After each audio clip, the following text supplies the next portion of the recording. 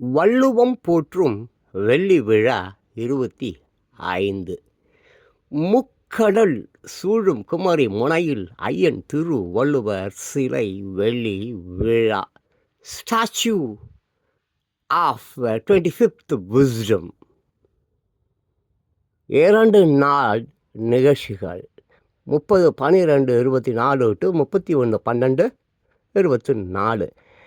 ஐயன் திருவள்ளுவர் சிலையை திறப்பாளர் விவேகானந்தர் பாறையுடன் இணைக்கும் கண்ணாடி இழை பாலம் திறந்து வைத்தல், வெள்ளி விழா சிறப்பு மலர் வெளியிடுதல், திருக்குறள் கண்காட்சி தொடங்கி வைத்தல், ஐயன் திருவள்ளுவர் தோரண வாயில் அடிக்கல் நாட்டுதல்.